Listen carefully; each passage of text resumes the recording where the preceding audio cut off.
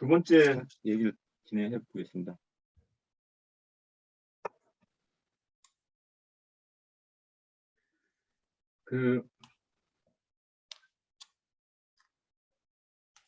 NDC와 아리백이라는 말은 뭐 연초에 대통령 선거에서 한번 또 나왔죠. 이재명 후보가 윤석열 후보한테 아리백이 뭔지 아세요? 이렇게 하면서 이제 언론에 나오기 시작을 했었고, 최근에 또 나오는 말, 어려운 말이 ESG 이런 게 또 있고, 오늘은 또 ESG와 관계된 얘기니까 요거에 대해서 좀 얘기를 해보겠습니다. NDC라고 이제 하는 거는 영어로는 Nationally Determined Contribution이라고 합니다.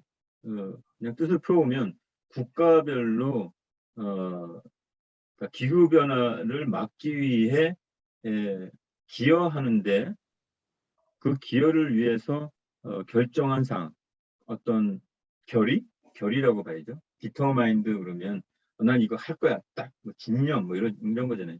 그러니까 어느 국가가 기후 변화에 대응을 하기 위해서 결의한 내용 이렇게 보면 돼요. 그래서 NDC라고 National Determined Contribution, NDC라는 말을 자주 씁니다. 앞으로도 자주 들으실 거예요. NDC는 이게 언제 발표를 같이 했냐면 작년 11월에 글라스고에 있을 때 각국 정상들이 모여서 우리나라 이거 할 겁니다 라고 했던 겁니다.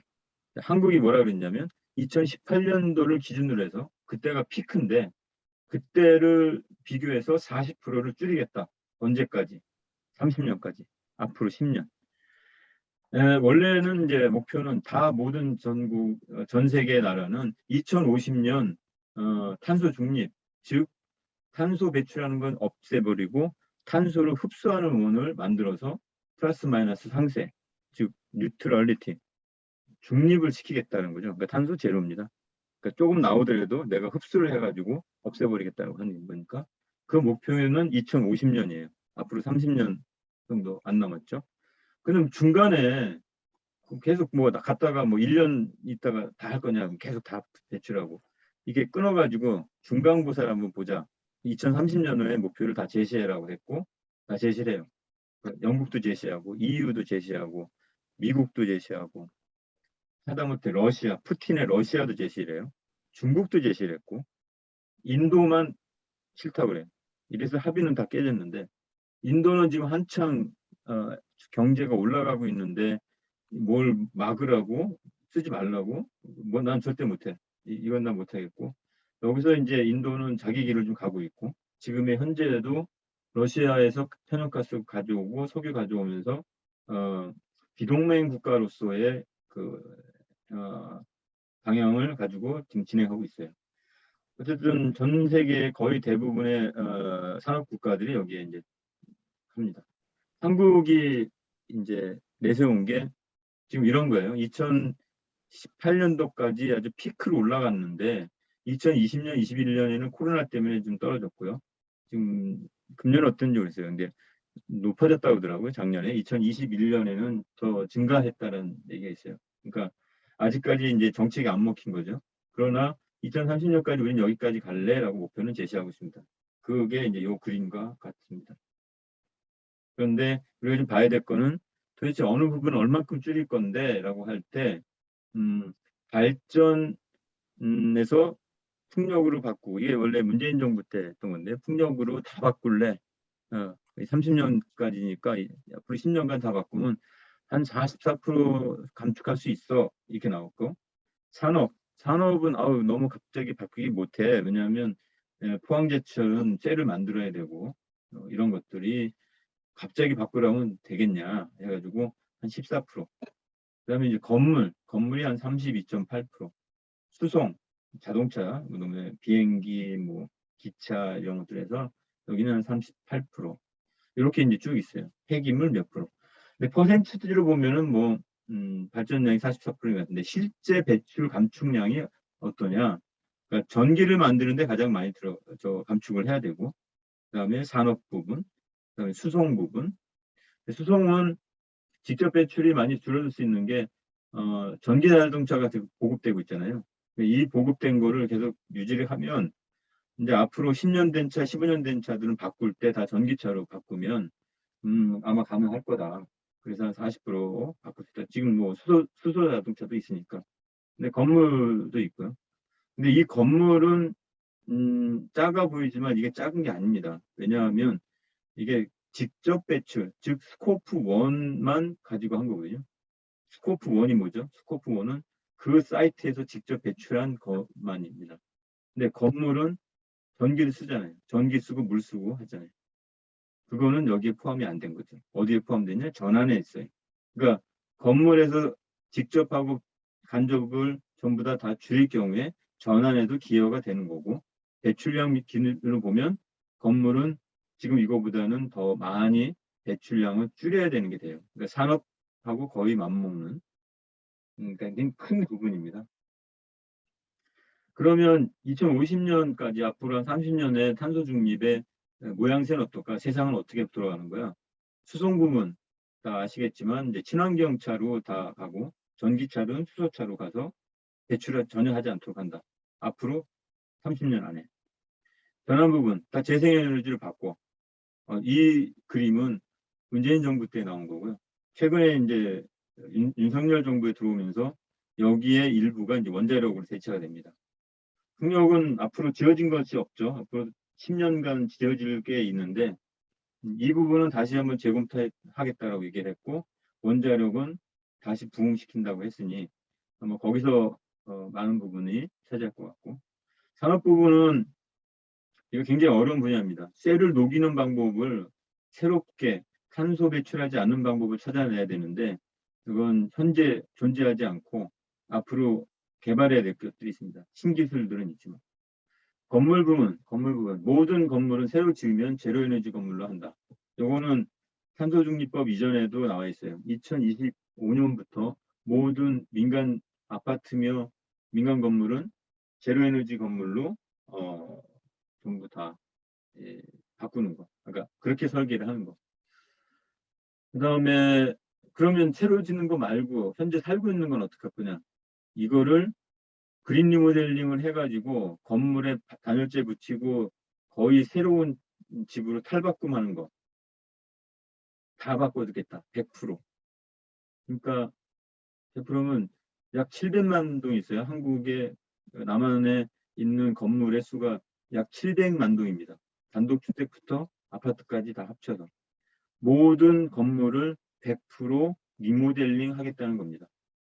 네, 어마어마한 거죠. 네.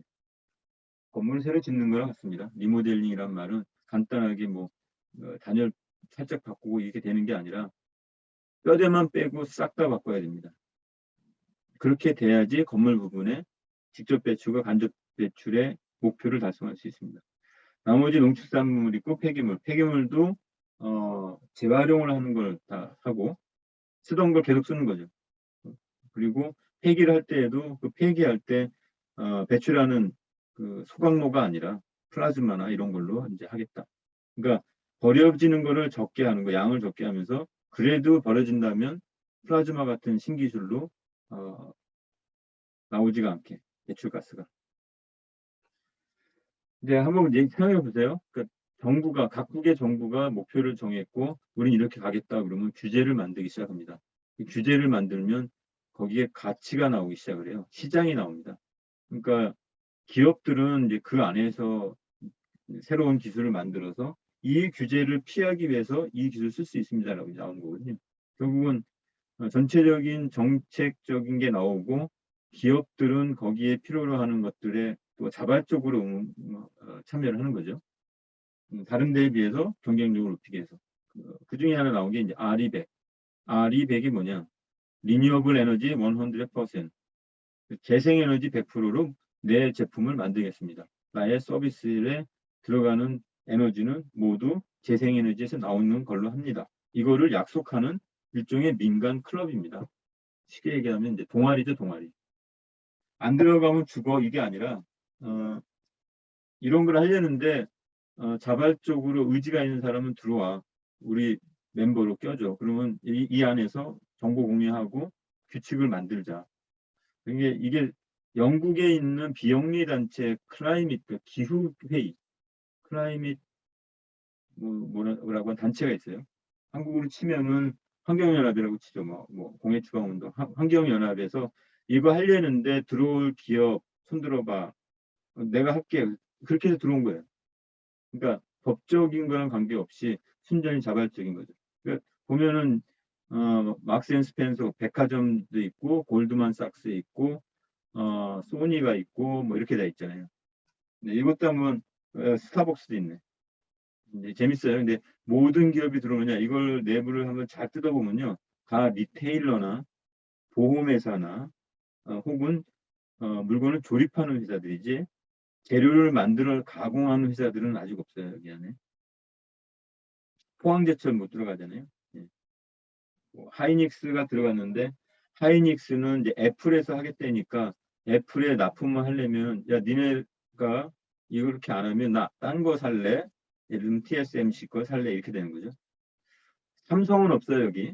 왜냐하면 삼성은 자기네가 스마트폰을 만드니까. 그러니까 자기네가 만든 메모리로 자기네가 만든 디스플레이로 만드니 굳이 여기에 들어가서 어, 이렇게 뭐랄까 이 아리백에 저는 할게요 이렇게 할 필요가 없다는 거죠. 갑이니까 아직은 안 들어가요. 사회적으로 니네는 안 들어가 뭐 하면은 이제 들어갈 수는 있겠죠. 그게 직접적인 이익과 연관이 된다면 아리백의 이면을 제가 말씀드린 거죠. ESG가 최근에 나오기 시작한 거는 아니 기업이라고 하는 게 주주의 이익을 위해서 이제 활동하는 건데 사회를 위해서 뭘 해? 뭐 환경을 내가 생각한다고? 이게 왜 이제 얘기 나왔냐면, 그러니까 지속 가능한 수익을 만들기 위해서는 절대로 비도덕적이서는 안 되고 사회로부터 지탄을 받으면 망한다. 그거예요. 그게 그 스톡 마켓의 그 역사를 보고 하는 거죠. 예를 들면 나이키가 물건을 만들었는데 저기 방글라데시에 있는 애들한테 10원 주고 이렇게 만들고 10만 원에 파는 거야. 부도덕하잖아요. 이게 한번 언론에 나가기 시작하면 나이키의 이미지가 간다고요. 마이클 조단 나이키가 아니라 방글라데시 착취하는 기업으로 이미지가 되면 물건이 안 팔려요. 그러니까 우리는 착한 기업이 돼야 돼. 구글처럼. 구글이 지향하는 거. 구글이 착화되는 게 아닙니다. 구글은 기업인데 나는 착한 사람이 될래 라고 얘기하면서 나와요. 이 엄혹한 자본주의 시장 안에서 착하게 가는 게 뭐냐. 어쨌든 그런 문제들이 이제 나오면서 특히 이 부분, 인바이러멘탈 부분은 기후변화 이런 탄소중립법이 나오기 시작하면서 이거는 그냥 계몽 정도가 나오는 게 아닌 거죠. 그러니까 여기 내용들 보면 항목들이 온실가스 배출에 대한 거 난 줄일게요. 생물의 다양성, 환경영향 정책, 신재생에너지 발전량, 에너지 효율성, 물 리스크 관리, 폐기물 관리 정책 이거 전부 다 탄소 감축에 스코프 1, 2, 3 다 들어가 있는 겁니다. 그러니까 즉 이 인바이러멘탈은 탄소 중립과 아주 직접적으로 영향이 있고요. 뭐 나머지 S, 소셜, 그다음에 거버넌스는 그 회사의 이사회의 민주성 뭐 이런 것들이니까 조직 내부에서 1인 경영자가 모든 걸 다 결정하고 뭐 이런 건 아니라는 거죠. 뭐 노동자 착취하고 그런 건 아니고 소셜을 하는 거는 이제 어떻게 지역에 있는 사람들과 어떻게 좋은 유대 관계를 맺을 거냐. 이거는 전부 다 그냥 착하려고 하는 게 아니라 지속 가능한 성장을 위한 그 회사들의 전략입니다. 특히 가장 큰 부분이 저 인바이러멘탈이고 저는 이제 인바이러멘탈하고 직접적인 연관이 있으니까 오늘 얘기도 그 환경적인 거 탄소 중립과 관계된 것만 다룰 겁니다. 뭐 공급망 관리하는 사례 여러 가지가 이제 나왔죠. 네, 테슬라는 코발트 프리 배터리 하겠다. 그 콩고에서 애들 막 착취해서 하는 거니까 뭐 이런 얘기도 했고 애플은 애플대로 아까 말씀드린 것처럼 재생에너지 100%를 해 아니면 나 안 살래 뭐 이런 식의 어떻게 보면 갑질일 수 있죠. 어떻게 보면 바이어의 뭐 어떤 고난을 가진 음, 어떤 거 뭐라고 해야 한국말이 잘 생각이 안 나. 어쨌든 그러니까 기업의 목적이 예전에 주주의 이익을 기업의 이익을 창출한다. 이거에서 더 넘어갑니다. 우리는 직원에게 투자한다. 더 좋은 직원을 만들고 이 사람들이 성장하는 걸 돕는다. 고객의 가치를 전달한다. 교주를 위한 장기적 가치를 창출한다. 협력사를 공정하게 윤리적으로 대한다. 이걸 보면 기업이 기업인지 잘 몰라요. 이게 기업인지 비영리 단체인지 사실은 애매모호해요. 정부가 하는 일을 지금 기업이 하려고 하고 또 오히려 더 잘하고 어떻게 보면 앞으로 미래 사회에 기업, 뭐 정부, 대학 이거에 대한 경계는 없어지는지 모르겠어요. 어쨌든 ESG 얘기 나오면서 기업의 원래의 목적, 네이처 오브 비즈니스가 조금씩 바뀌는 건 사실이에요. 이 ESG에 대해서 굉장히 민감한데 테슬라도 우린 착한 기업 뭐 이런 거 안 하기 위해서 뭘 하겠다 하면서 일론 머스크가 종종 이렇게 트위팅을 하는데 한 가지가 이제 엑선 모빌이라고 하는 거는 석유 회사예요. 석유 회사가 그 ESG에서 아주 탑5, 탑10으로 선정이 됐고 우리는 떨어졌다. 이게 말이 되냐? 그러면서 ESG는 순 사기다. 지금 도대체 뭐라는 거냐라고 하면서 트위트를 했어요. 5월 19일 날. 사실 일론 머스크가 ESG에 대해서 이렇게 네거티브한 말을 한 거는 그 전부터 했었어요. 그러니까 ESG가 좀 너무 관료적이고 소위 말해서 폴리티컬 커렉트니스 PC주의자들이 이걸 하려고 한다. 실질적인 ESG가 아니라 뭔가 삐뚤어졌다라고 이제 보는 거죠. 일론 머스크는 이제 공화당 지지자예요. 다 아시는지 모르지만 트럼프도 이제 호의적인 그런 것들이고. 근데 ESG의 평가 점수에서 보면은 이제 이 테슬라가 했던 몇 가지의 것들, 모자란 것들이 있으니 이 평가에 니는 점수를 못 받았어. 그러니까 니는 탈락시키는 거죠. 이 리스트에서 없애버리는 거예요. 그러니까 도대체 ESG가 뭘 위해 존재하느냐 이런 식으로 이제 볼멘 소리를 하는 거죠. 그렇다고 해서 ESG가 갑자기 사라질 거냐? 그럴 것 같진 않아요. 현재로서는. 그러면 기초 지자체, 지자체에서는 이제 어떤 ESG를 이제 구현을 해야 될 거 아니에요. 그러니까 실질적인 실행을 해야 될 것들인데 제가 지자체와 기업의 관점에서 몇 가지 사례를 보여드릴게요. 에너지 소비형 지자체가 있어요. 그러니까 포항이나 울산은 그 생산을 하는 데잖아요. 자동차도 만들고 뭐 배도 만들고 철강도 만들고. 근데 대부분의 도시는 이제 에너지 소비형이에요. 뭐 서울 종로구, 뭐 성북구 거기에 뭘 만들어내는 게 아니라 다 이제 소비하는 데잖아요. 예, 도대체 어느 부문이 탄소 배출을 많이 하나 이렇게 보면 도로 수송이 있고 상업, 공공, 가정 이렇게 있어요. 가축, 관리 토양 여기서 나오는 건 없고 왜냐하면 에너지 소비도 도시형이니까. 이건 이제 부산에 있는 하나의 그 기초자치 단체인데 상업, 공공, 가정이 뭐냐면 전부 다 건물입니다. 그러니까 건물이 도로 수송을 빼고 건물이니까 지금 70에서 80%를 차지하고 있죠. 그다음에 폐기물 가정에서 버리는 물건 이런 것들. 그러니까 요게 기초지자체에서 담당해야 될 것들이죠. 건물이 답니다.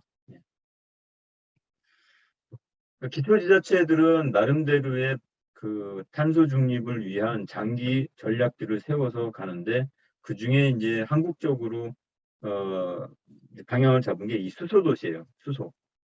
수소는 때워도 CO2는 안 나오는 거고 그렇다고 영국이나 스코틀랜드처럼 풍력이 막 있는 게 아니니까 제주도 이외에는 제주도와 전남의 해남 그 밑에 지역 이외에는 그래서 이제 잡은 게 수소죠.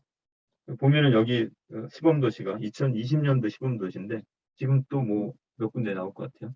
전부 다 그린 수소, 즉 수소를 만들 때 재생에너지 써서 만들 수 있는 곳. 울산은 울산 앞바다에 있는 부유식 풍력발전. 전주 완주는 새만금이 있고 안산은 그 시화호가 있어요. 그래서 거기서 태양광이나 풍력을 설치해서 몇백 메가 있으면 거기서 수소를 만들어서 물로부터 추출하는 거잖아요. 우리 도시는 수소 도시를 하겠습니다라고 이제 그 시작의 인프라를 만든 거죠. 근데 여기만 있는 게 아니라 이제 이런 거는 정부에서 지원을 해준 거고 자체적으로 하는 것이 중요한 도시 두 가지가 있는데 창원하고 삼척이 있어요. 특히 이제 창원 같은 경우에는 여러분들 창원 이제 마산 이 지역이 우리나라 제조업의 어떻게 보면 메카예요. 자동차 부품 같은 거 여기서 다 만들고 냉장고 그다음에 여러 가지 전자제품의 것들을 이 마산 창원 있는 지역에서 다 만듭니다. 이 산업 단지에서. 그런데 이제 최근에 2018년, 16년 쪽으로 해서 여기 산업이 내리막길을 갑니다. 많이 문도 닫고 그 종업원 수도 줄고 이때쯤이 이제 2017년 문재인 정부가 들어오고 나서 그린 뉴딜, 뭐 뉴딜, 새로운 한국형 뉴딜을 얘기했던 거고 그때 얘기는 이렇게 제조업이 망하니까 새로운 가치 있는 거를 해야 된다. 디지털 뉴딜을 원래 얘기를 하려고 했어요. 근데 디지털 뉴딜 하다가 총선에서 민주당이 압승을 하면서 민주당 내에 이제 친환경적인 의원들이 우리 그린 뉴딜 해야 된다라는 게 있었고 이제 청와대에서 그린 뉴딜을 한국형 뉴딜의 한 축으로 이제 넣고 가죠. 그래서 이런 이제 수소 도시 이것도 결국은 그린 뉴딜이라고 보고 이제 진행을 하는데 제가 창원을 좀 유념 있게 본 건 창원은 현재 있는 산업적인 인프라를 활용을 해서 우리가 앞으로 나가야 될 탄소 중립에 대한 방향을 제시하고 진행했던 곳입니다. 상당히 모험적으로. 여기 보면 충전소 같은 경우에 그런 부품이 그런 같은 기술을 가지고 있는 그걸 활용할 수 있는 기술이 이 자기네 창원 쪽에 한 15개 있고 수소차 부품 생산이 가능한 기존의 제조업 중에서 수소차 부품 생산이 가능한 업체가 535개나 있다. 그러니까 이 사람들을 같은 기술이지만 다른 물건을 만들게 하면 가능하지 않겠느냐. 그래서 이제 산업전환에 그걸 봅니다. 그거를 이제 수소로 했던 거는 다른 게 아니라 거기에 이미 수소적인 그 기술을 가지고 있는 회사들이 있었어요. 현대자동차는 연료전지가 이제 수소잖아요. 수소가 연료인 거고. 범한 산업이 재밌는 곳인데 여기는 원래 에어펌프를 팔던 곳이에요. 근데 에어펌프를 산업용으로 팔다가 돈을 많이 벌면서 이런 연료전지 잠수함에 들어갈 연료전지에 투자를 해서 지금은 이제 연료전지 회사를 법인을 또 만들었죠. 그러니까 밑바닥에서 돈을 벌고 미래형에 투자를 하고 이제 나가고 있는 그 상황입니다.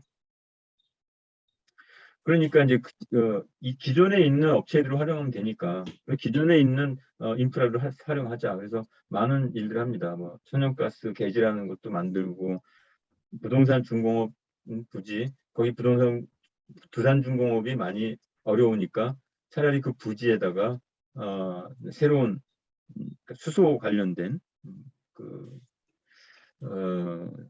공정을 좀 놓고 새로 바꿔보자. 그다음 바이오가스 뭐 하수 처리하는 곳을 이제 바이오가스 만드는 곳으로 이렇게 변환하는 이런 이제 하수 처리 시설을 이제 친환경 시설로 이제 바꾸는 이런 작업들을 이제 쭉 하죠. 그 중에서도 이제 청소차는 아마 창원이 처음 했던 것 같은데, 요건 어떤 건지 한번 또 보여드릴게요. 그,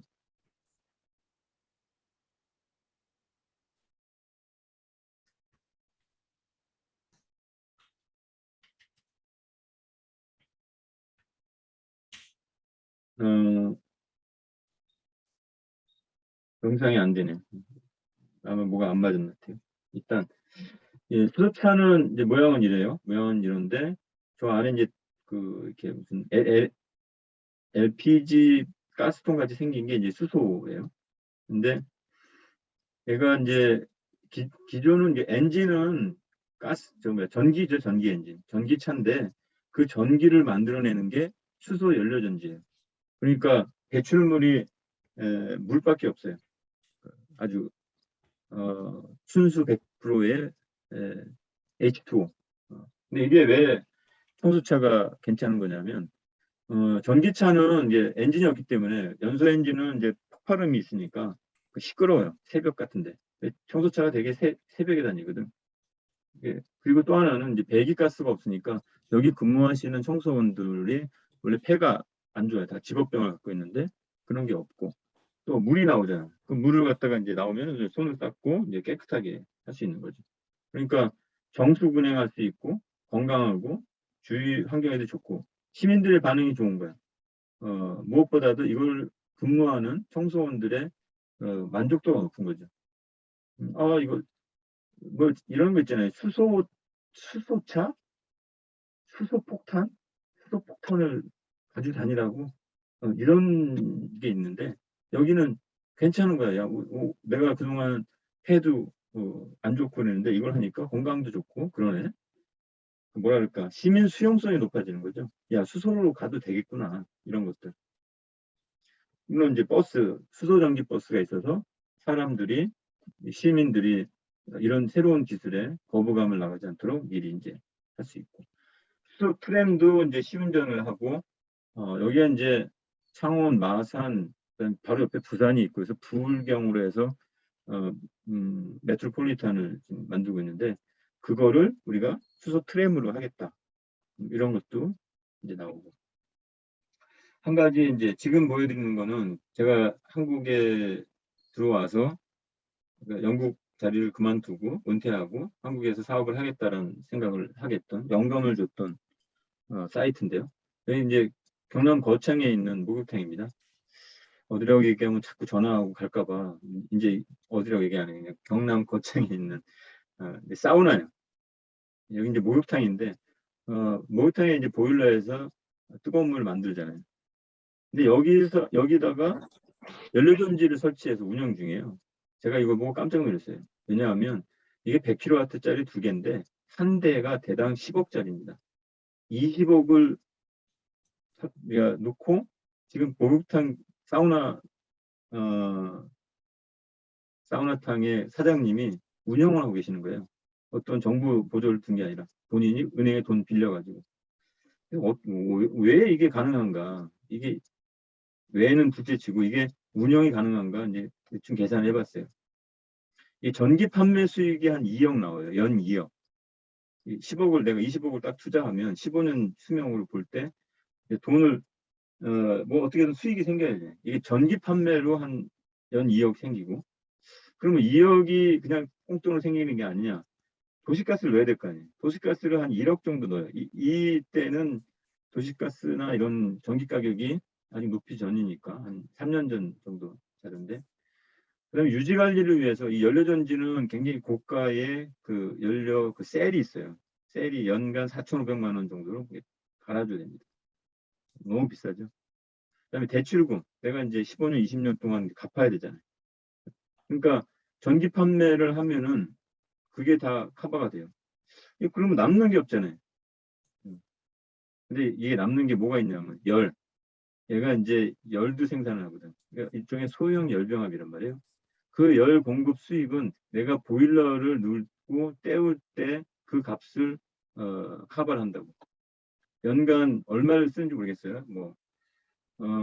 사우나가 가스를 아무튼 24시간 뜨거워야 되니까 한 달에 뭐 1,000만 원 쓰던 뭐 얼마를 쓰겠죠. 뭐가 됐든 여기서 나오는 열은 공짜니까 그걸로 되니까 이게 돈이 남는 거예요. 그러니까 연간 한 5천만 원 썼다 그러면 5천만 원 안 써도 되는 거지. 전기를 판매로서 이 운영이 되는 거니까. 근데 제가 생각하는 거는 뭐냐면 굳이 이분이 왜 100kW 두 대, 그것도 일제인데 이게 지금 일제라고 하는 게 문제가 아니라요. 잘 안 쓰여지는 거란 말이에요. 전 세계적으로 PFC 이렇게 안정적으로 만든 데는 이 회사밖에 없어요. 그러니까 이걸 이제 국내 업체가 이제 수입을 해서 이제 운영을 하는데 연료전지 셀을 매년 갈아야 되고 그 귀찮은 것도 많은데 그거를 주차장 위에 저렇게 가건물 세워가지고 굳이 지금 운영을 하고 있다고. 이런 도전 정신, 새로운 것에 대한 과감성 이런 거는 한국에는 없어요.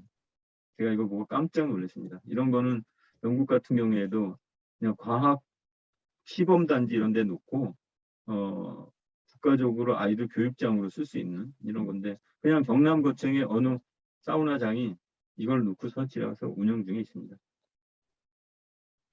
연료전지 발전소 지금 현재까지 허가 나온 것만 해도 제가 알기로 한 200개 정도 넘어요. 전국으로. 요 짧은 시간 내 2, 3년 안에.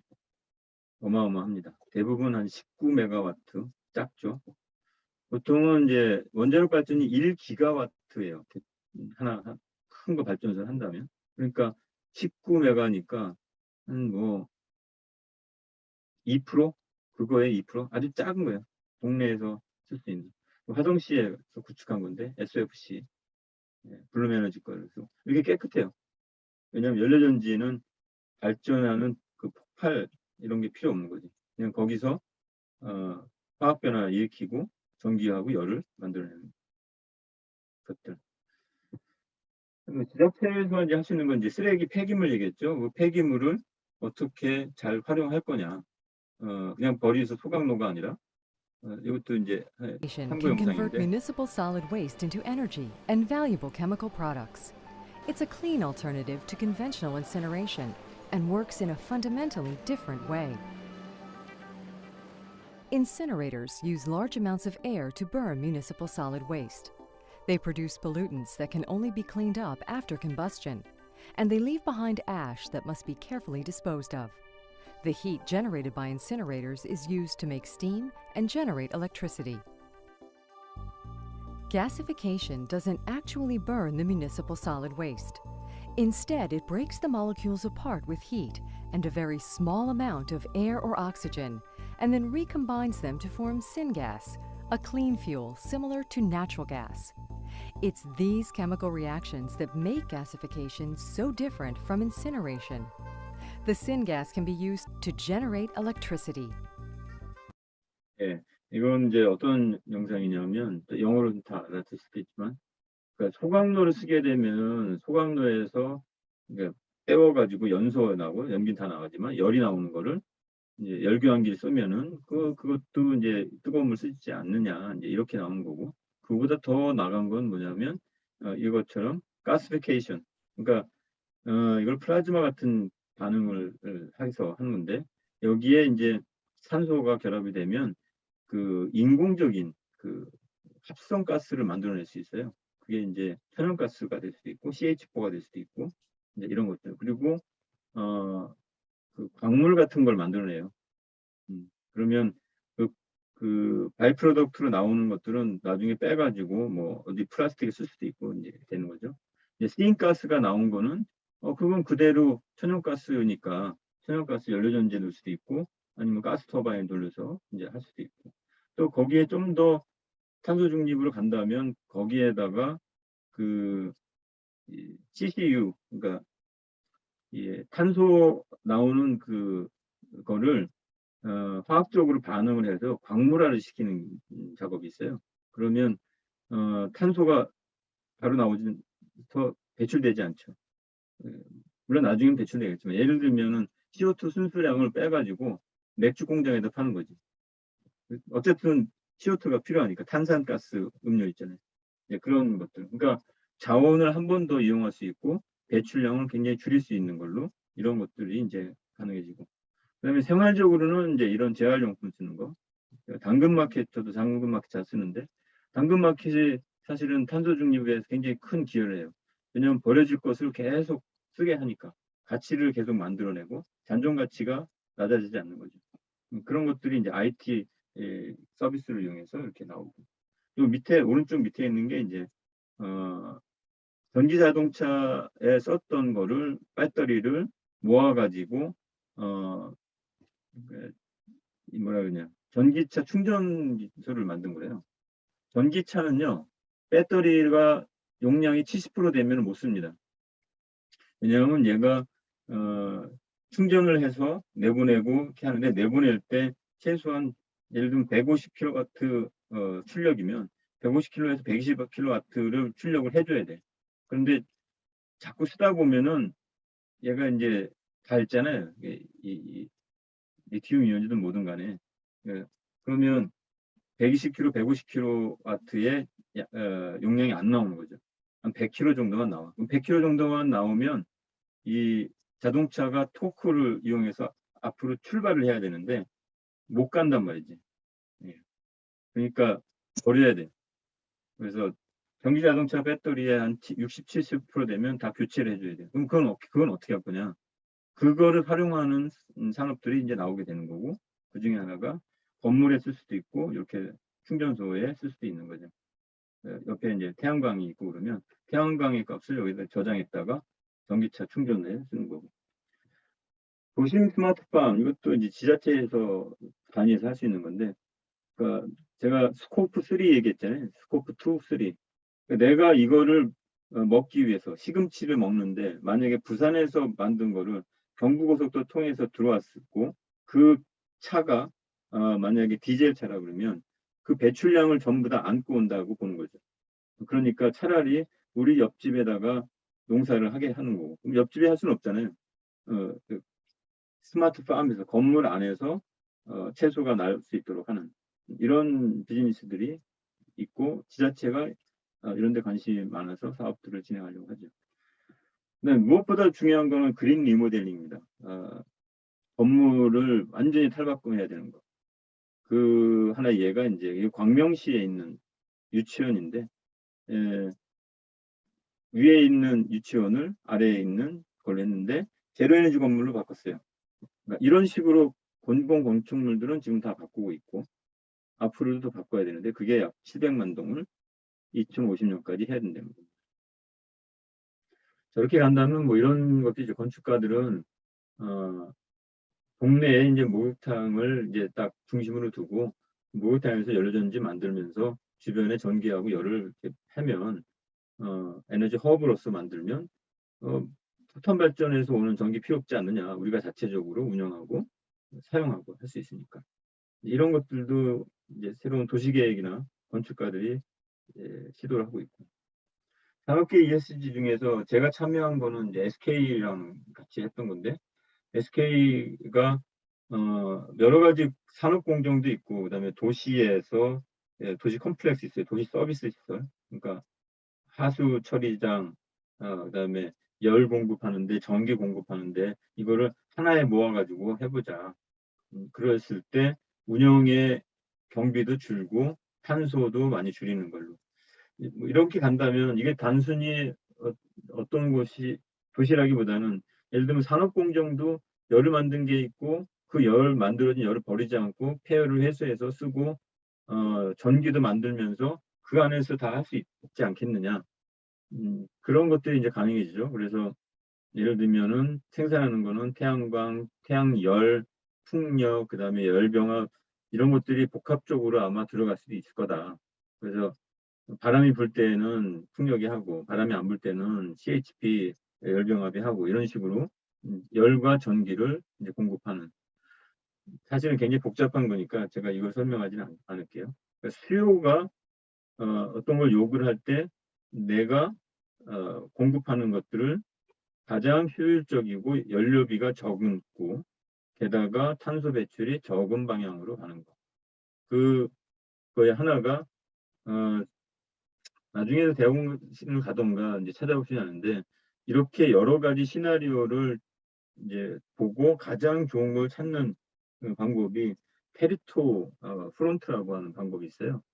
이 얼마나 많겠어요. 그 조합들이 태양광을 2kg 하고 뭐 풍력을 몇 킬로 하고 보일러를 몇 킬로 하고 이 여러 가지 다양한 공급을 연료가 그러니까 전기값이 쌀 때는 얘를 쓰고 탄소 배출이 많을 때는 다른 걸 쓰고 뭐 이런 식으로 조절을 해야 될 거고 또 구성을 어떻게 하느냐도 중요하거든요. 그냥 아무거나 갖다 놓고 하면 다 쓰지도 않는데 너무 많은 걸 할 수도 있고 그거를 찾아내는데 사실은 가짓수를 따져보면 수백만 가지가 나올 수 있다는 거죠.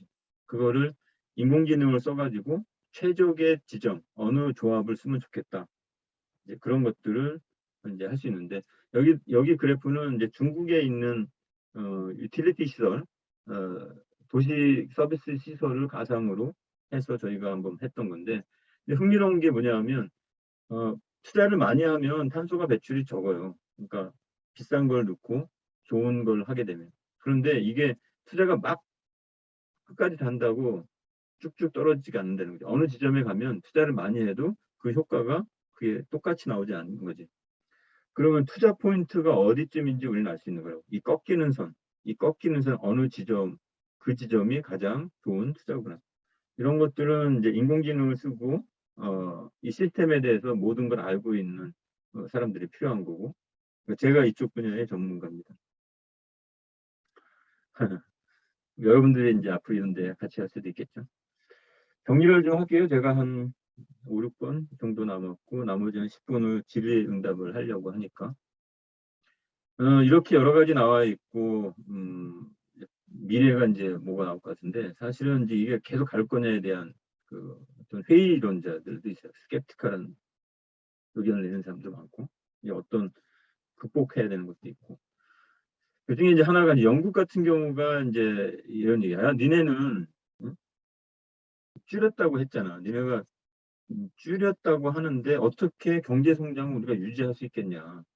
경제 성장을 하려면 탄소를 배출할 수밖에 없다. 이게 이제 저개발 국가가 얘기하는데 영국의 친구들이 얘기가 정부 자료예요. 1850년부터 2016년까지 영국이 이 산업혁명 이후에 이렇게 왔는데 어, 국민 GDP 소득이 2만 정도 넘어가면 2만 파운드니까 달러로 보면은 한 3만 불이죠. 3만 불 넘어가면 줄어들어 CO2가. 이거 봤잖아. 우리가 해봤어. 이렇게 나오는 거예요. 그러니까 잘 먹고 잘 살면서도 탄소를 줄일 수 있단다. 예, 이게 이제 표면입니다. 이게 표면이고. 근데 재밌는 게 뭐냐면 이 똑같은 리포트에 또 다른 페이지에 이게 있어요. 그러니까 섹터럴 브레이크다운이죠. 산업 부분이 어떻게 변천됐는가. 1948년 2차 대전 이후부터 최근까지. 아주 명확해요. 서비스가 지금 50%에서 거의 80%로 늘어납니다. 제조업, 매뉴팩처링이 한 30%죠. 30%에서 10% 이하로 줄어듭니다. 제가 갔을 때 97년에 영국에는 영국 브랜드 자동차가 있었어요. 로보라고, 로보. 지금 없어요. 영국엔 국민차라는 게 없어요. 다 팔리고 다 없어졌죠. 쉽게 얘기해서 한국에 현대차가 있었는데 현대차가 없어진 거예요. 그러니까 토니 블레어가 얘기했죠. 제조업은 탄소도 많이 배출하고 그러니까 더 비싼 걸 해야지. 이런 고급 산업, 지적인 산업, 디지털 가지고 말로, 페이퍼로, 소프트웨어로 할 수 있는 산업 이걸로 가야 돼. 이렇게 했단 말이에요. 그래서 결국 이렇게 됐죠. 근데 더 정확하게 얘기하면 그렇게 가려고 한 게 아니라 그렇게 갈 수밖에 없었죠. 왜냐하면 경쟁자들이 나타났으니까. 거기를 부딪히느니 차라리 돌아가겠다. 나는 갑으로서 일을 하겠다. 주문하고 뭐 이런 걸로. 예, 그 결과란 말이죠. 그러니까 영국에서는 많은 탄소 배출을 할 수 있는 하는 산업 공정이 거의 없어졌어요. 없으니까 탄소가 줄어드는 거죠. 그럼에도 불구하고 돈은 많이 벌지 않느냐. 왜 돈놀이나 이런 것들을 하는 거죠. 근데 이게 이 신화가 2010년도에 한번 깨집니다. 그러니까 로얄 뱅크 오브 스코틀랜드 영국에서 가장 큰 은행이 국유화가 됩니다. 그 다 아시죠? 서프라임 사태로 미국 위에서 시작된 금융 위기가 영국을 뒤덮고요. 그래서 금융 산업도 경쟁력이 없게 돼요. 지역자원 얘기를 했었는데 아까 제가 영국의 바람에 대한 얘기했죠. 영국 유럽에서 이렇게 보면 그 평균 풍속 그 지도입니다. 다 빨갛죠. 빨간 게 9m에서 10m. 이게 다 영국에 있고 덴마크에 있습니다. 이 밑으로 가면 이태리만 가더라도 없어요. 그죠? 영국이 풍력을 할 수밖에 없는 거고. 한국 같은 경우에 그와 유사한 지역은 저 바다, 제주도 앞바다 이 정도가 있다는 거. 그리고 제가 있는 스코틀랜드 저희 집 근처의 풍경이에요. 이게 영국의 전형적인 지형이에요. 얼마나 좋아요. 여기에 풍력 발전 넣으면 스무스하겠죠. 구름이라고 하죠. 우린 산이라고 안 불러요. 이게 힐 정도라고 하는데 이런 곳에 한 100개, 200개 꽂아서 이제 돌아가는 겁니다. 그리고 그 바람의 연간 풍속은 10m에서 15m. 15m, 초당 15m가 어느 정도냐면요. 바람이 불면 우산을 못 펴요. 우산이 이렇게 뒤집어지는 날씨입니다. 그게 평균이에요. 척박한 땅입니다. 쉽게 얘기해서. 제가 살았던 곳이기도 하고, 겨울에는 창문이 흔들려가지고 거의 잠도 못 잘 정도. 예. 겉으로 보기엔 좋죠. 겉으로 보기엔 골프장도 있고, 근데 풍력하기 딱 좋은 나라예요. 이제 그거를 한국에서 하겠다고. 한국 어느 지역이 그렇게 척박한 땅이 있나요? 한국 그런 데 없습니다. 제주도 남단 저쪽 끝에 바다로 가야지 있죠. 그런 이면이 있고, 한국 같은 경우에 제조업을 한번 볼게요. 제조업과 가스 배출량을 보면 가장 많은 전기를, 그러니까 배출을 하는 것이 충청남도예요. 왜 충청남도겠어요? 여기 당진도 있고 석탄 발전소가 있잖아요. 어마어마한 이걸 배출하고 있죠.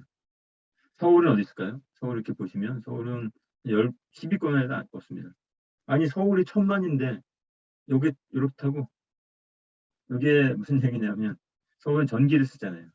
가스도 쓰긴 하는데 가스가 이제 그 건물에서 쓰는 그런 거죠.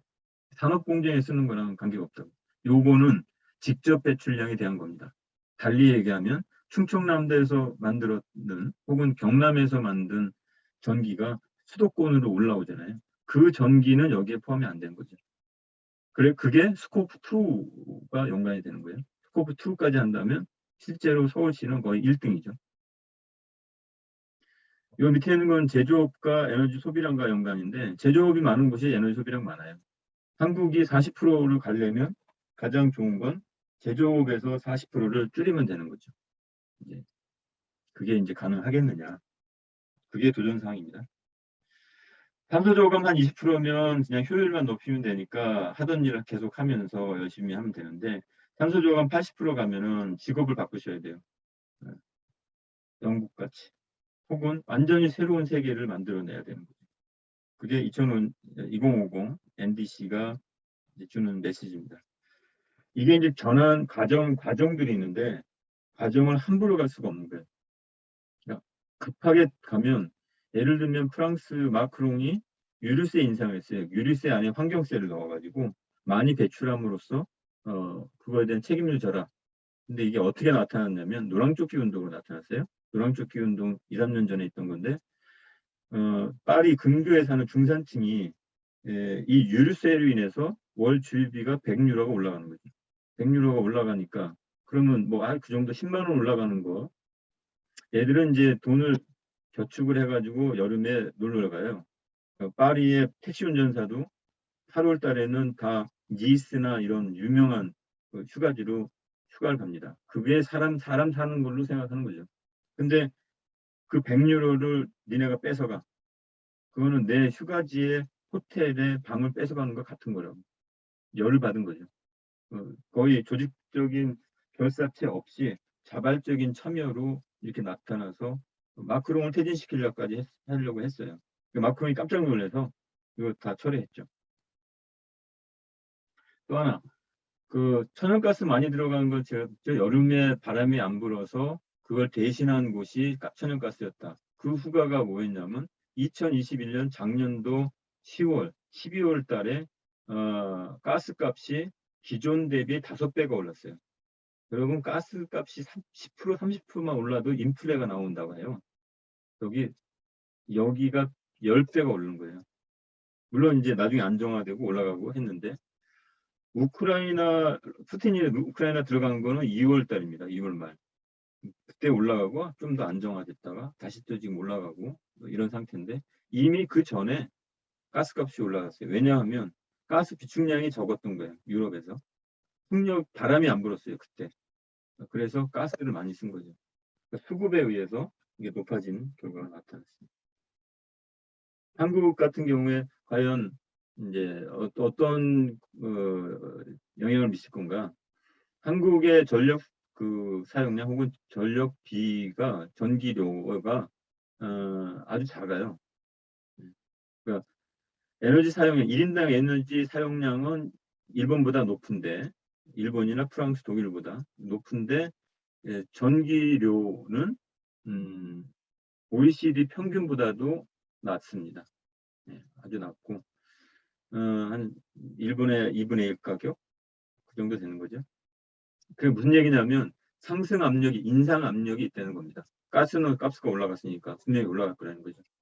예, 이런 것들. 그다음에 또 하나, 뭐 기회일 수도 있고 앞으로 우리가 해결해야 될 문제. 이게 뭐 저는 이제 승차감, 하차감 얘기하는데, 사람들이 친환경적으로 사는 건 좋은데, 이제 솔직히 시작을 하면 여기 그림을 보시면은 이게 보기 좋으냐 이거죠.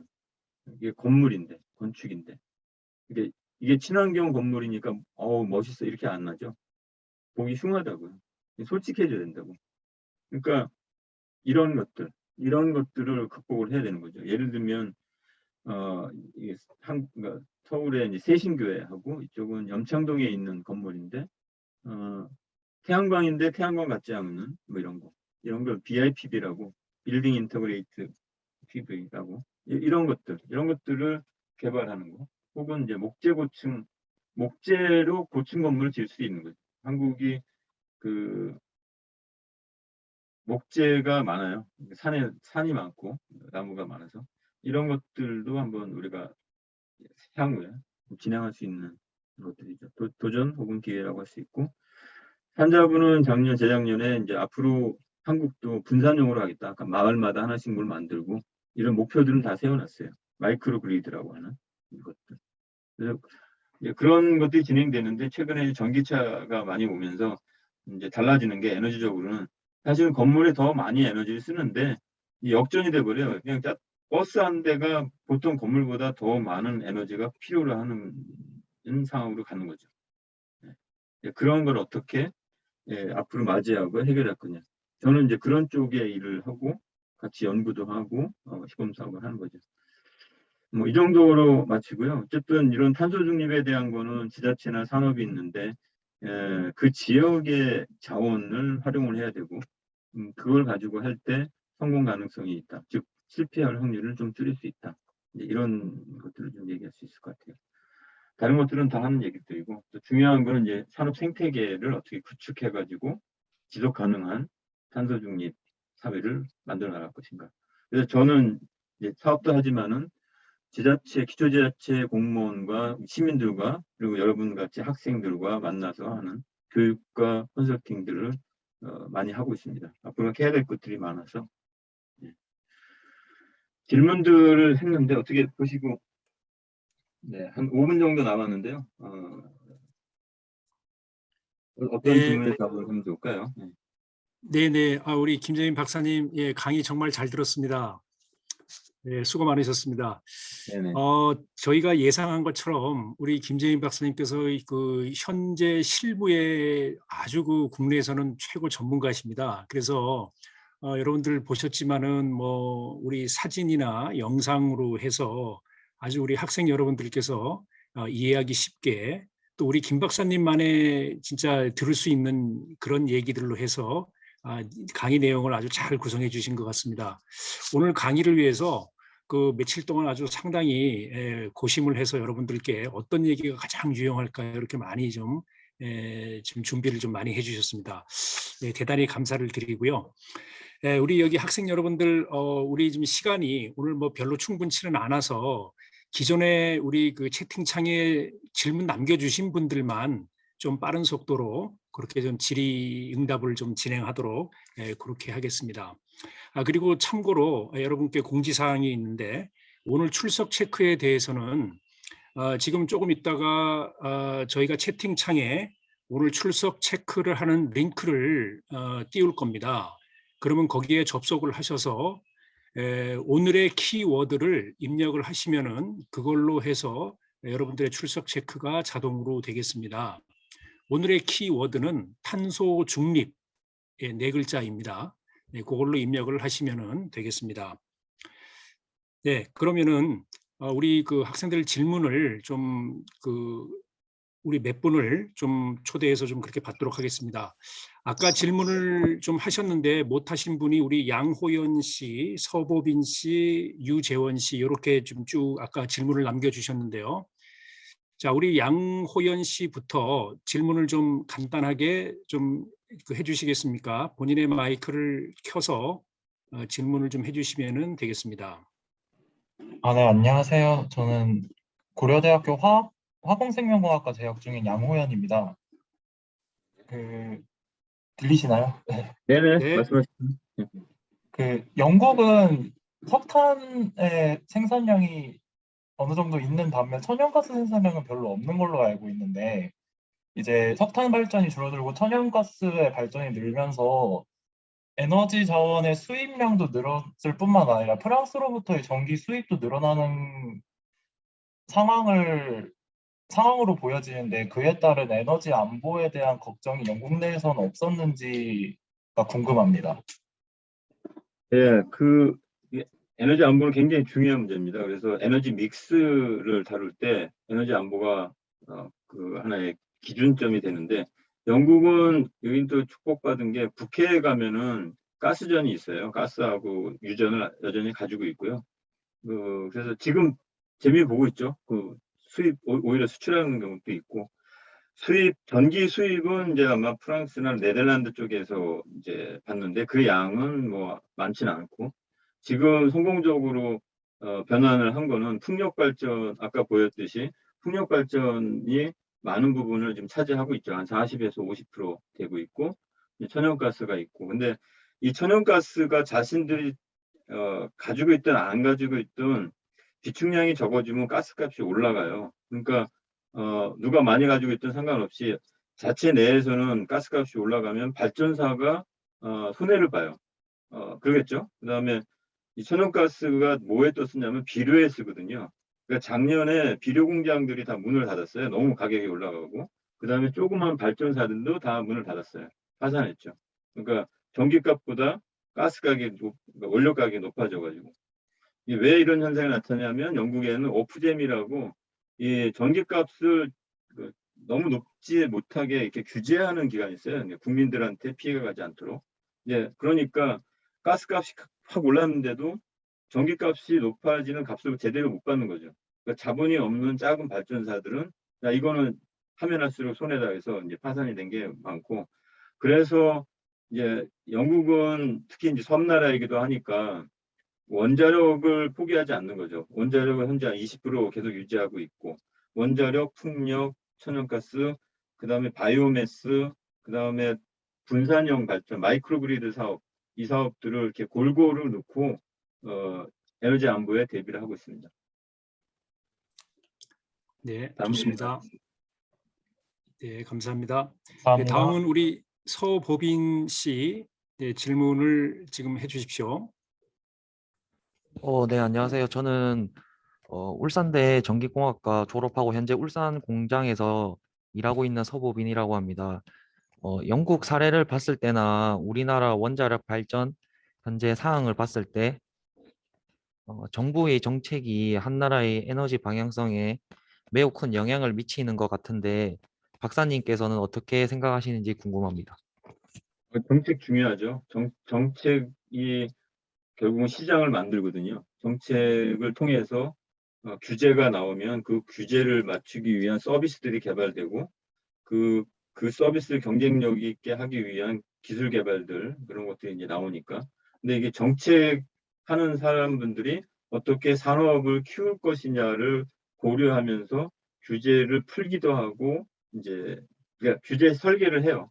그러니까 그것들은 굉장히 중요한 거고, 그런 설계를 나를 위해서 하기 위한 정당을 뽑는 거죠. 그러니까 정치적인 의사표현을 하는 게 이제 그인데, 이번에 이제 바뀌었잖아요.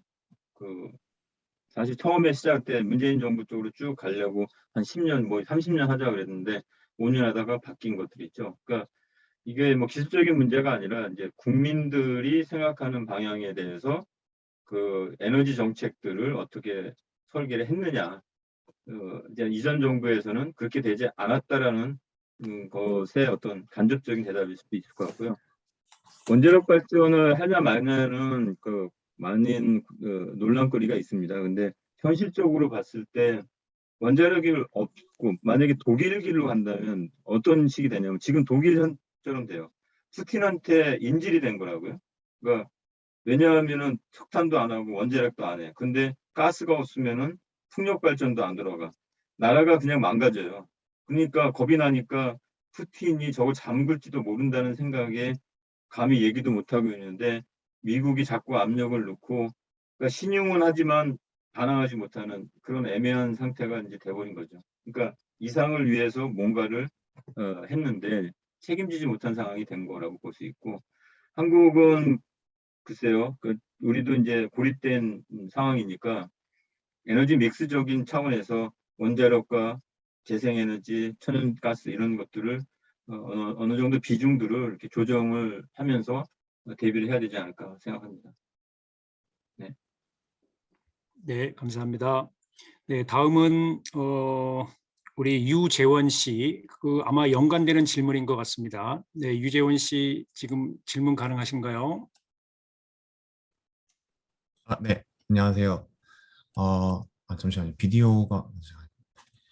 네, 안녕하세요. 저는 약간 그 매크로적인 관점에서 봤을 때 천연가스도 이제 석탄이랑 석유와 같이 이제 결국에는 소진될 거고 앞으로 이제 대체될 자원이라고 봤는데 이제 그런 측면에서 봤을 때 천연가스가 이제 사실 그 브릿지 역할을 하는 자원이잖아요. 그래서 결국에 이제 기술이 따라잡게 된다면은 CCUS와 SMR과 같은 이런 기술을 활용한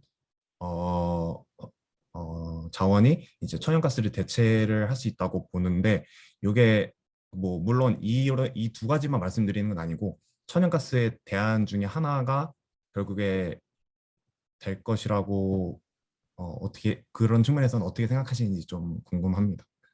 이건 뭘 이제 우리가 착각을 하냐면은 그러니까 기술이 말이 나온다고 해서 바로 사용할 수가 없어요. 그러니까 이 시간의 텀이 있거든요. 그러니까 예를 들면 전기차 나와야 전기차 나왔으니까 다 내연으로 바꿀 수 있어. 언제? 지금이 아니란 말이에요. 그건 시간이 이제 필요한 거고. SMR은 말이 나오고 실험을 하고 이론도 나왔지만 SMR 가지고 판매하고 그걸 운영하는 곳은 전 세계 하나도 없어요. 그러니까 언제 나오고 한 번 돌렸는데 얘가 뭐 사고가 나고 뭐 생각지 못한 게 나올 수도 있고. 그러니까 지금은 우리 현실의 그 테이블 위에 있는 반찬이 아니란 말이죠. 그냥 메뉴판에 있는 거고. 현재 여기 있는 거는 이제 먹을 수 있는 반찬은 천연가스, 석탄, 그다음에 풍력, 뭐 이 정도인 거죠. 그런데 재생에너지와 다르게 천연가스는 내가 수요가 바뀔 때 바로 대응이 가능한 거거든요. 그러니까 컨트롤러블한 서플라이라는 거죠. 과연 얘가 어느 정도까지 커버를 할 거냐. 다음 기술이 상용화가 돼서 시장에 나오기 전까지 그게 몇 년이냐. 그게 관건인 거죠. 이게 30년이 될지 50년이 될지 그건 모르는 거고. 여기 오늘은 얘기 안 나왔는데 핵융합이라는 게 또 있어요. 핵융합이라고 하는 것이 이터라고 하는 ITER이라고 하는 전 세계의 과학자들이 모여서 프랑스 모호처에서 핵융합 발전을 지금 개발하고 있는데 여기도 또 얘기하는 게 한 30년 후에는 핵융합이 있을 거다라고 얘기를 해요. 근데 다 모든 것들은 메뉴판에 있는 거고 현재 돌아가고 있는 거는 가능한 건 바이오매스 좋아요. 바이오매스 나무 떼다가 직접 떼서 뜨거운 물 만들고 전기 만들고 그게 이제 밥상 위에 있는 먹을 거지 나머지 것들은 여전히 이제 메뉴판에 있는 거죠. 그러니까 장기적으로 내가 이거 인류를 위해서 SMR에 연구 개발하겠다 그럼 지금 하시는 게 좋아요. 그러니까 지금에서 한 30년 후에 내가 거기에 전문가가 되면 이제 뭔가 할 수 있는 게 있겠죠. 근데 지금 상태로서는 이제 먼 얘기다라는 거죠. 그게 이제 에너지 아까 얘기했던 에너지 안보하고 연결이 돼 있고 그 사례는 독일이 지금 보여주고 있어요. 한번 보세요. 앞으로 푸틴이 우크라이나를 동굴을 접고 다 이렇게 점령하고 그다음에 뭘 가져갈 건지 독일이 꼼짝을 못 하고 있어요 지금. 아마 비슷한 질문을 여기서 한 것 같은데 또 한번 얘기하기로 하죠. 감사합니다. 네. 네, 좋습니다. 네, 다음은 우리 정유진 씨가 아주 긴 또 이렇게 질문을 남겨주셨는데요. 네, 정유진 씨 지금 마이크 켜고 질문 되십니까? 안녕하세요. 오늘 강의 잘 들었습니다. 저는 고려대학교 정치외교학과 재학 중인 학생입니다. 제 질문은 영국의 사례를 보면 이제 제조업이 탄소 배출이 많이 된다는 이유로 유럽의 여러 선진국들은 제조업에서 서비스업으로 산업계 자체를 전환하고 있고, 근데 제조업에서 서비스업으로 넘어가고 있긴 하지만 전 세계의 물품 수요를 감당하려면 제조업 자체를 아예 무시할 수는 없다고 생각합니다. 그렇다면 이제 선진국들은 자국의 기술력이 있기 때문에 그 기술력을 활용하여 산업계 전환도 가능하고 탄소 배출을 감축하는 것도 성공할 수 있겠지만 이제 기술이 없는 개발도상국 같은 경우에는 이제 그러한 제조업이 다 몰리게 되면서 경제 발전도 더욱 어려워지고 또 탄소 배출 감축도 못하게 되는 현상이 나타날 거라는 생각이 들었습니다. 그래서 이 경우에 이제 그렇게 된다면 경제적인 관점에서 봤을 때 전 세계적인 빈익빈 부익부 현상도 더 커질 수 있고 또 만약에 선진국들이 개발도상국의 탄소 배출 감축을 위한 어떤 지원을 해주지 않는다면 사실상 기후변화 대응 자체가 조금 더뎌질 수도 있다고 생각하는데 구체적인 해결책은 아니더라도 어떤 방향성을 가지고 이러한 문제점을 해결해야 될지 질문을 드리고 싶습니다. 유엔에서는 이제 이런 방법을 할 때 저개발 국가는 돈을 달라고 하죠. 우리가 손해를 볼 수 있으니 감축하는 부분에 대해서 그 보상을 위한 원조가 우리는 필요하다. 돈 달라. 인도가 이제 막 그런 스탠스를 취하는 것 같고, 그렇죠. 왜냐하면 배출이 되면 이게 대기권에서는 다 합쳐지는 거니까. 여기서 아무리 잘하면 뭐 하겠어요? 이 기후변화 문제는 굉장히 복잡한 문제예요. 이게 쉬운 게 아닙니다. 이게 내가 여기서 줄인다고 해서 우린 잘 살아 이게 아니에요.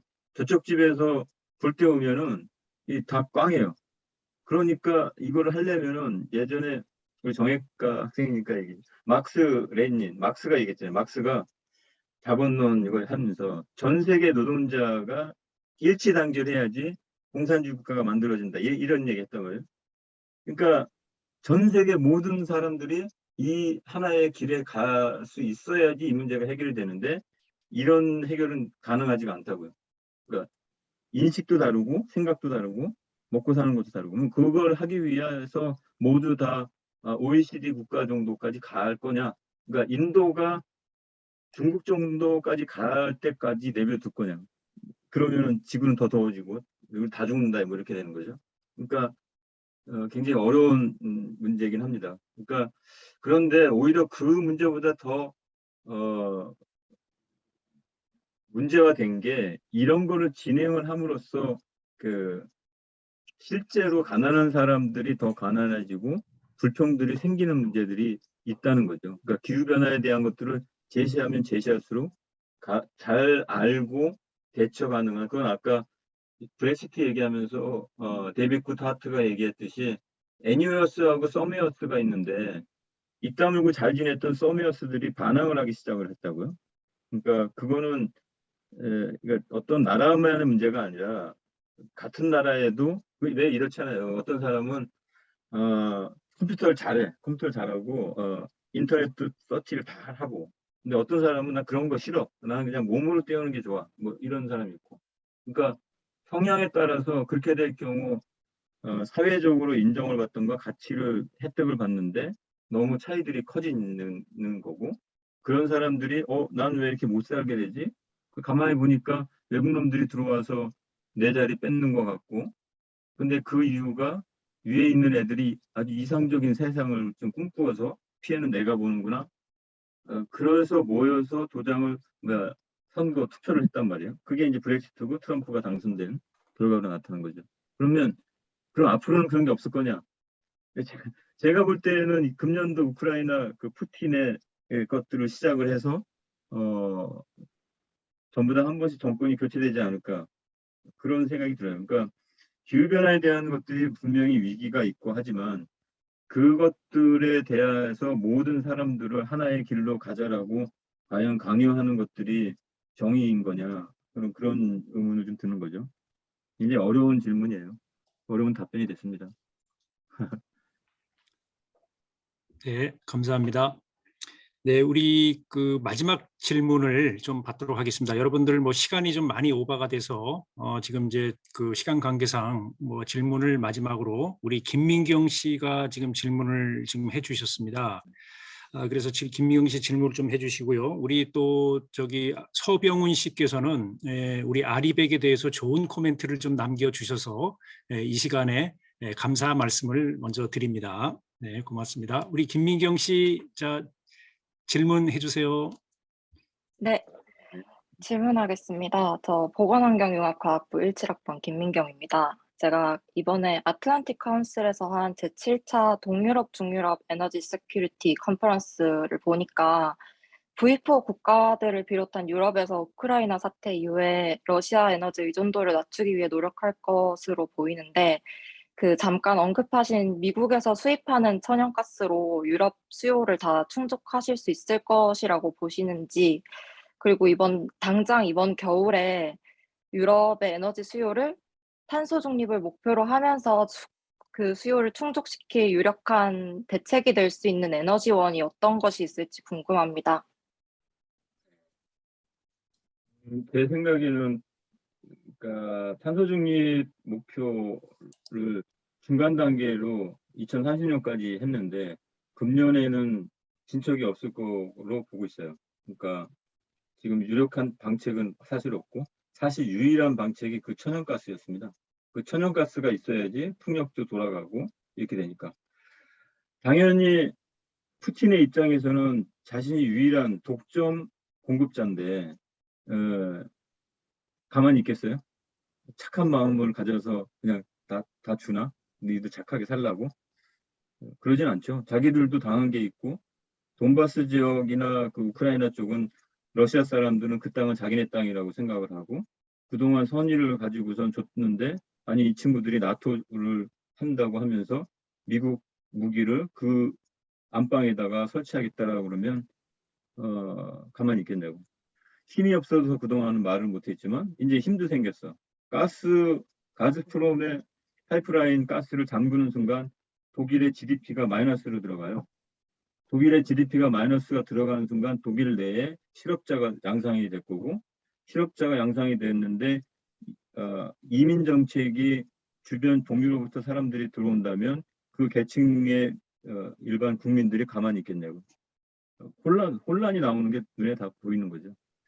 미국의 천연가스는 배로 오는 거고 러시아의 천연가스는 파이프로 옵니다. 어느 게 쌉니까?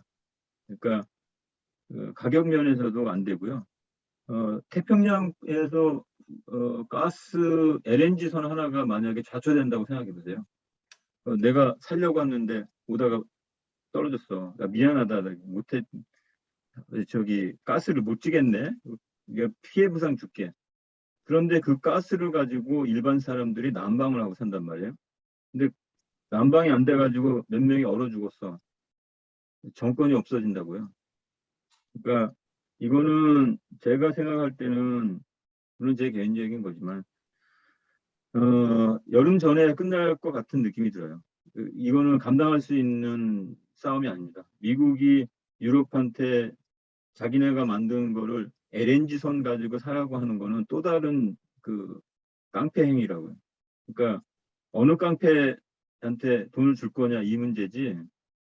그건 유럽 사람들 잘 알고 있어요. 결국에는 러시아한테 갈 거라고 보는데 러시아는 또 웃긴 게 서유럽 사람들이 러시아를 굉장히 우습게 봐요. 미국 사람들은 약간 뭐랄까 영화도 있잖아요. 영화도 그러니까 미국 사람들은 와 히어로 이거고 러시아 애들은 약간 깡패 같고 뭐 그런 것들도 좀 있을 거예요. 근데 당장 먹고 사는 문제에 있어서는 그렇게 쉽게 결정할 수 있는 건 아닐 것 같고 한번 보죠. 그러니까 저도 지금 녹화되는 데서 얘기를 하고 있는데 여름 전 그러니까 지금 여름이잖아요. 이쯤에서 아마 끝나지 않을까. 백기를 들면 너무 창피하니까 명분을 주고 어떻게 슬슬 빠지는 걸로 갈 거고 겨울로 바로 들어가는 순간 굉장히 위험해지는 상황이 된다는 거죠. 아마 미국 대통령도 이번에 바뀌지 않을까라는 전망도 조금씩 해봅니다. 네.